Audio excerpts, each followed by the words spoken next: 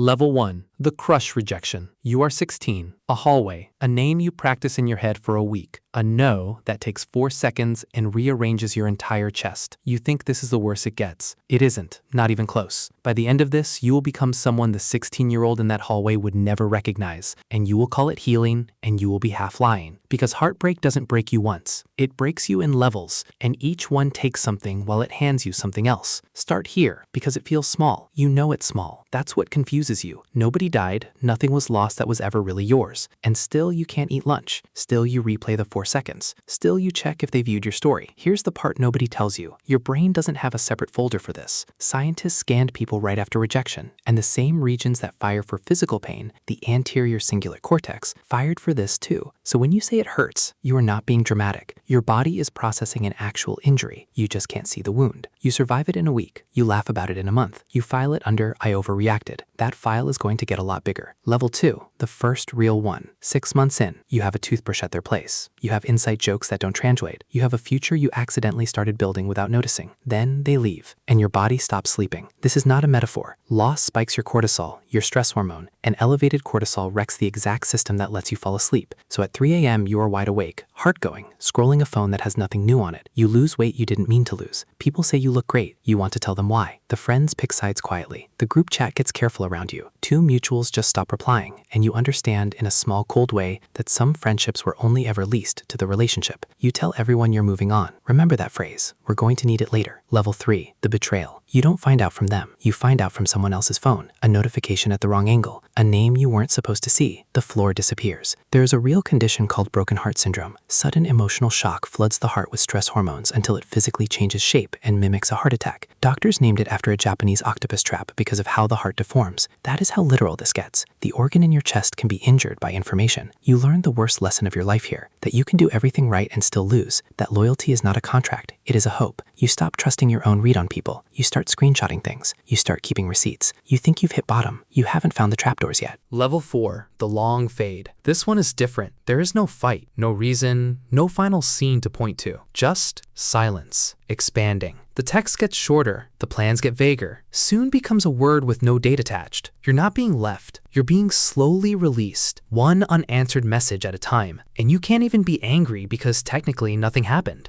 This is the level that teaches you to gaslight yourself. You start wondering if you imagined the whole thing. You reread old conversations looking for the exact moment it died, as if finding the timestamp would give you back control. It won't. There is no timestamp.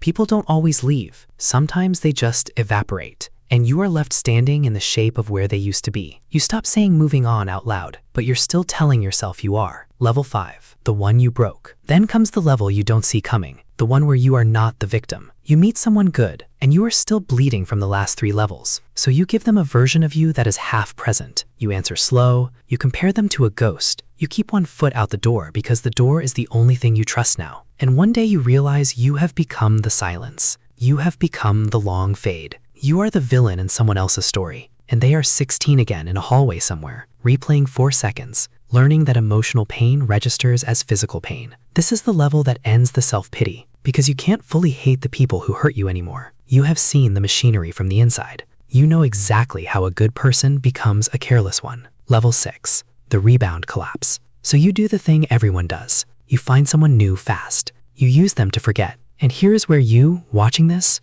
already know something the character doesn't. You know it won't work. You can see it from the outside. You can see it the way you watch a car about to reverse into a pole. They don't, because romantic craving lights up the same brain circuits as addiction. Brain scans of people fresh from a breakup show the reward system firing like a drug in withdrawal. So a rebound is not love.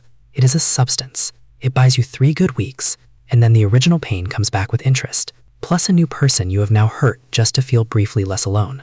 You wake up emptier than before you started, and you finally understand the trap.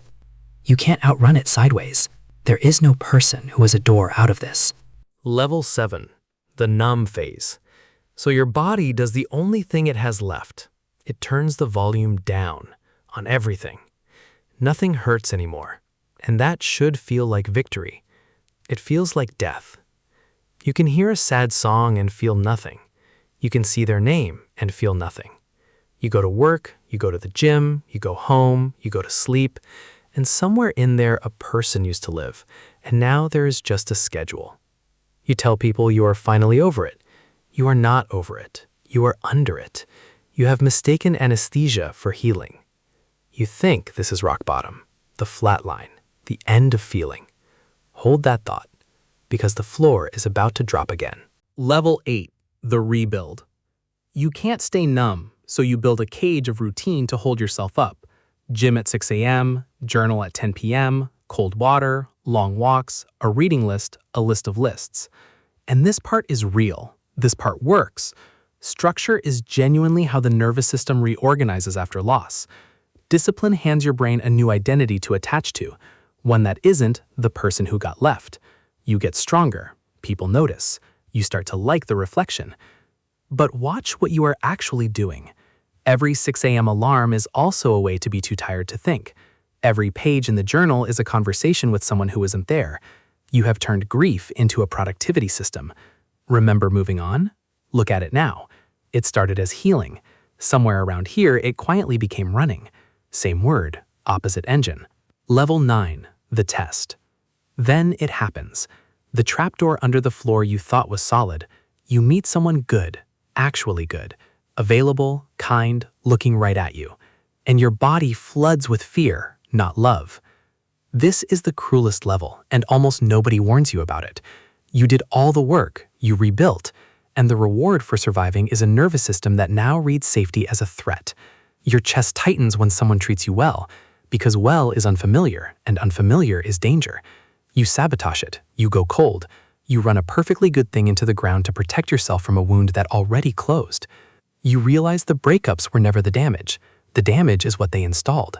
You are not afraid of being hurt, you are afraid of being held. Level 10, the scar that became architecture. And then, one day, it stops being a wound and becomes a structure. You don't flinch at their name. You don't keep receipts. You can be loved without bracing for it.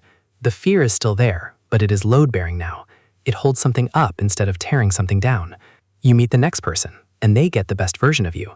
Calm, clear, unshakable. They get someone who communicates, who doesn't run, who knows exactly what they will and will not accept. They think they got lucky. They have no idea what it costs to build the person standing in front of them. They will never know the 16-year-old in the hallway. They will never meet the one who slept 8 hours a night and trusted people on sight and gave their whole chest away without screenshots. That person doesn't exist anymore. 10 levels of other people made the one this person gets to keep. They never meet the original. Nobody does.